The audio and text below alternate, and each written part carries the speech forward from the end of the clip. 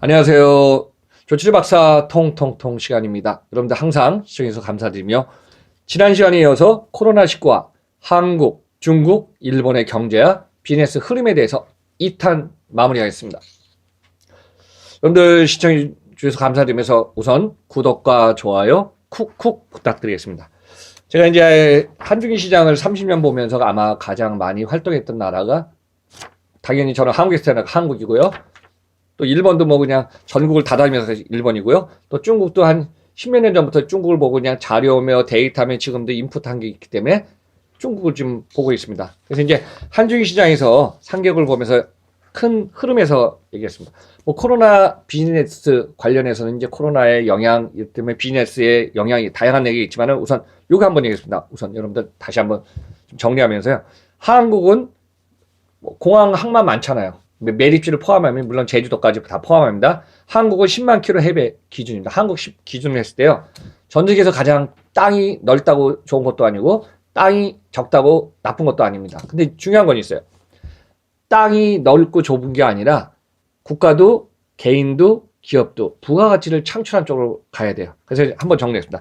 우리나라 땅의 10을 기준해서 러시아 땅이 170배 넓죠. 러시아는 여러분들 러시아 모스크바 저기 북한 위에 블라디보스토크 엄청나잖아요. 8,298km 뭐 그냥 9,289km네요.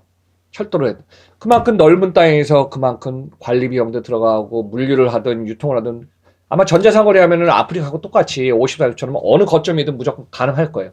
근데 오프라인으로 물건을 소싱하는 시대가 끝났지만은 이 넓은 러시아 있습니다. 자, 100배 다시 한번. 자, 캐나다, 미국, 중국입니다. 자, 특징이 하나 있어요. 자, 미국은 동서 시차가 있죠.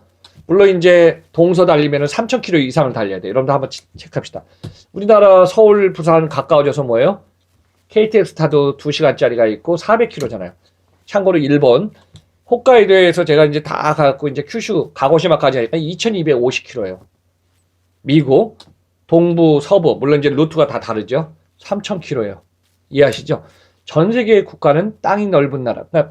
그러다 보니까 이 나라들의 특징은 뭐예요? 먼 거리는 뭘로 간다? 빠르면 항공, 가까우면 드라이빙, 저기 자동차. 그 다음에 더 멀면 뭐예요? 배. 항만으로 이제 선박으로 가지 않습니까? 그래서 이제 이 나라들 중에 인구가 다 다르지만은 인구 면적에 따라서 앞으로 변하는 거겠습니다. 첫째, 이번 상황에서 인구가 많은 중국은 14억 4천인데요. 중국은 14억 4천이 이미 고령화가 진행 중에 있습니다. 그러다 보니까 중국 이번 기회에 1인 1가족 그 전에 설명했지만은 3년 전에 2인 가족 출생도 허락했지만 어때요? 최근에 우리나라 못지않게 중국도 2인 가족해서 어때요? 출생시켜서 교육시키고 부양하고 이게까지 잘 안 되잖아요. 그래서 지금 중국은 고령화가 오면서 지금 코로나의 영향으로 중국의 제조 유통이 올라가는데 좀 시간이 걸릴 것 같고요. 자, 한국 5,200만 명 한국은요. 지금 보니까 제가 항상 했지만 5년 10년에 인구 준다 그랬죠. 전 세계에서 지금 OECD 국가 중에 출생률이 1.0% 찍은 나라 중에 하나가 우리나라예요. 뭐 0.9%대 정도로. 그러니까 지금 우리나라 전체 5,200만 명 정도 됐는데 65세 인구, 우리가 이제 실버 인구라 그러거든요. 15% 넘어섰습니다. 750에서 800만 명이 65세 이상입니다. 그러니까 고령화죠. 자, 일본 얘기하겠습니다. 일본은 뭐 인구가 1억 2,600만 명인데요. 2007년부터 벌써 인구가 줄기 시작했어요. 경제활동 인구 당연히 줍니다. 우리나라는 지금 경제활동 인구가 줄기 시작했어요. 그러다 보니까 일본 인구 중에 65세 이상 인구가 25%에서 30% 달려가니까 일본은 뭐예요? 3,150만 명 이상이 벌써 65세 이상입니다.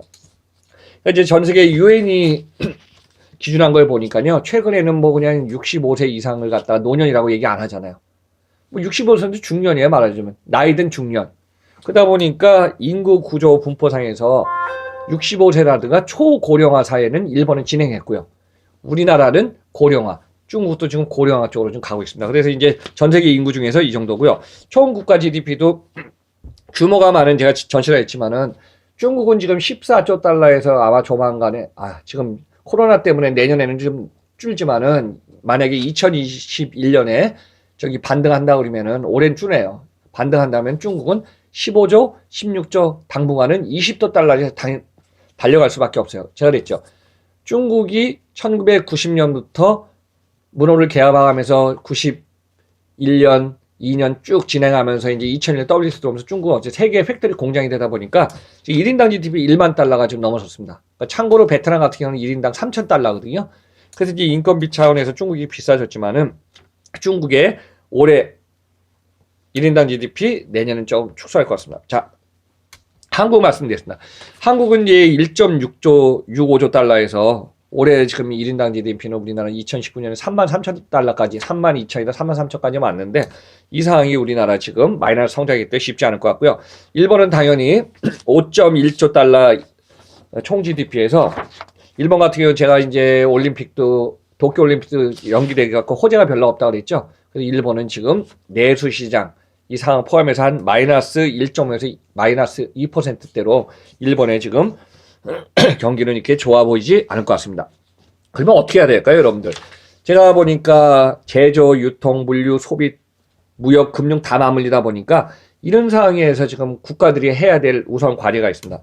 새로운 비즈니스 창출의 뉴딜 정책을 해야 돼요. 벌써 전 세계 글로벌 비즈니스는요, 노말이라고 해갖고 새로운 비즈니스라고 새로운 세대의 지금 변화가 심하지 않습니까? 이 상황에서 그저 현 상황을 갖다가 우리가 그냥 갑자기, 코로나 피하자. 이러다 보면 어때? 앉아서 주저앉아갖고 지금 돌파가 없어요. 그래서 제가 볼 때는 1, 4분기 지나고 2, 4분기 상반기까지는 지켜보다가 기업도 지금 움직임이 보이고 국가도 움직임이 보이면요. 하반기부터는 뭘 준비하고 뭘 만들어가고 이런 게 있잖아요. 비즈니스가 교류가 좀 활발하게 진행될 걸로 보고 있습니다. 그래서 지금 제조기업이 당분간 3월달까지 스톱돼 있던 공장 가동이 4월달부터 서서히 풀리든가 준비를 해야 되는 상황으로 오고 우리나라 같은 경우도 지금 해외 의존도 높아갖고 계속 뭐 중국 무역 의존도 높은 게 아니라 앞으로 한국에서 나갈 수 있는 한국형 부가가치 융합형의 지금 비즈니스를 자꾸 지금 활성화시켜야 됩니다. 뭐 유통 같은 경우는 이번 경험에서 느낀 게 뭐냐면은 오프라인 가서 물건 사는 게 아니잖아요. 저도 좀 안타까웠던 게 그냥 우리나라가 그냥 있을 수 없는 마스크 사려고 2개, 3개 사려고 줄 섰던 거 보면 너무 안타깝죠. 저 같은 경우도 이제 그 전에 있지만은 마스크를 갖다가 후배가 좀 줘갖고 그걸 아껴 쓰다가 이제 후배들을 좀 줬거든요. 이런 수요와 공급의 흐름이 오프라인 쪽이 아닌 온라인 쪽의 확산은 더 커질 것 같습니다. 그래서 이제 글로벌 온라인 시장의 확산과 더불어 여기서 물류가 지금 좀 바뀔 것 같아요. 과거에는 뭐였죠? 정량제, 적재, 적소를 해갖고 이걸 딱 했는데 이번에 하나 느낀 게 제가 전문가로서 있습니다. 매입에서 재고량을 어느 정도 가져가지 못한 기업들은요. 해외에서 물건이 들어오는데 물건이 막혀버렸어요. 재고량이 부족했습니다. 물론 이제 국내 소비량도 줄었겠죠. 그래서 지금 제가 아는 뭐 기업 후배는 그러더라고요. 해외에서 물건을 갖다가 매입해서 국내에서 파는데 이 상품에 대해서 재고량 조절하는 게 이번에 좀 바뀌었습니다. 왜 그러냐? 최대 재고량을 가져가는 게 맞는 건 아닌데 적정 재고량이나 최저가를 가져가지. 이번 같은 경우는 불확실해서 예측이 힘들다 보니까 이 시장을 갖다가 유통기업도 물류기업도 제조업도 같이 맞물려서 힘든 시장이 된 것 같습니다. 물론 여기서 가장 중요한 거는요. 소비입니다. 소비. 소비가 소비하고 싶어도 못한. 근데 제가 여기서 한국의 현실을 얘기했습니다. 국내에서 유일하게 이 상황에서 늘어나는 게 뭐냐면 택배예요. 택배. 자, 이거는 이제 뭐 정확한 데이터니까 우리나라에서 택배 물량의 50%라는 CJ 대한통운이 그랬답니다. 하루 과거에 보통 700만 개, 800만 개를 했는데요. 최근에 월요일 날은 지금 일요일 날이 노니까 월요일 날은 지금 물동량이 지금 폭증하지 않습니까? 뭐 이제 기업에 이제 후배들이 많이 써서 물어보니까 900만 개까지 올라간 적이 있었대요. 물론 뭐 터미널을 통해서 이제 물량이 안정적으로 가야 되는데 폭증하다 보니까 들어온 물량을 그날 못 나가는 거예요. 그래서 지금 그만큼 패닉 상태는 아니지만은 택배 물동량은 우리나라뿐만 아니라 중국, 일본도 그렇고 아마 B2C를 통해서 가기 때문에 물동량은 계속 좀 들어갑니다. 그래서 이제 소비자들도 과거처럼 물건을 갖다가 그냥 원하는 대로 온라인 쇼핑을 콕콕 찍어갖고 산 게 아니라 앞으로 좀 현명하고 합리적인 소비가 지금 당분간은 중요할 것 같습니다. 왜 그러냐? 우리나라 부동산 시장도 그렇지만은 캐시플로 유동성 자금을 개인들도 지금 갖고 있어야 돼요. 그렇지 않으면은 우리 이제 제가 그랬잖아요. 이 소모전을 몇 달을 버티냐. 또 물건을 갖다 사는 게 중요한 게 아니라 자기가 필요한 걸 외에는 안 사려고 좀 할 것 같습니다. 자, 앞으로 이제 시장을 보면요. 중국 같은 경우도 글로벌 공급망의 의존도가 너무 높았는데 이게 이제 분산돼 갖고 또 거래처 간에 이게 지금 달라지기 때문에 중국의 높은 의존도를 갖다가 서서히 줄여나갈 것 같아요. 이번 상황에서 경험이 있는데 우리나라 마스크 공장이 다 중국에 의존하겠습니까? 안 하시죠. 사람은 경험을 학습과 경험을 하면 그 다음에 뭐가 나오죠? 혁신같이 지나가 나옵니다. 그래서 이런 거는 이제 분산시키는 쪽으로 좀 갈 것 같습니다. 자, 유통 온라인. 계속 커갈 것 같은데요. 여기서 제가 이런 얘기 하나 하겠습니다. 최근 3월 달의 데이터인데요. 제가 이제 기사를 내 인풋을 많이 먹고, 여러분들 소프트뱅크 아시죠? 손정희 회장, 손마사요시. 작년에 이제 2, 3년 전에 투자하다가 얻는 게임을 많이 했잖아요. 근데 작년에 로즈 잃는 게임을 많이 했잖아요. 지금 소프트뱅크 주가가 그냥 툭툭툭 떨어지니까요. 지금 어떻게 하고 있는지 알아요? 기업들이 자기네 주가가 떨어져서 바닥치면 어때요? 이게 최악의 점크 펀드가 되거든요. 주식. 방어선 치는 하고요. 이거는 이제 일본 돈은 5조 엔입니다. 그래서 이제 그 뭐예요? 알리바바 지분도 팔고 현금 유동성을 그냥 팔아갖고 지금 51조 원의 규모를 갖다가 지금 소프트뱅크의 주식을 사들인다는 얘기였어요. 자, 요 얘기하다가 제가 얘기했습니다. 여러분들 보잉사 아시죠? 보잉. 자, 비행기 하면은 항공의 영국, 유럽의 에어버스하고 저 미국의 보잉 있지 않습니까? 이 두 회사들은 막 엎치락치락 하다가 결국 보잉 사고 나니까 보잉이 많이 추락했는데 미국의 큰 보잉사 같은 경우도 좀 어때요? 물론 이건 이제 여담이지만 거의 CEO들이 제너럴 모터스 제너럴 엘렉트릭 GE 출신들이 많이 들어갔거든요. 근데 그러다 보니까 뭐 여러 가지 시행착오도 했지만은 결국은 기업들은 자기네 주가 떨어진 걸 막으려고 자금, 영업이익, 캐시프로, 사내 유보금을 갖다가 어떻게 주식에서 사버린 거야, 투자금을. 그러다 보니까 어때요? 주식은 방어하지만 결국 뭐예요? 기업의 가치나 중요한 건 못 하잖아요.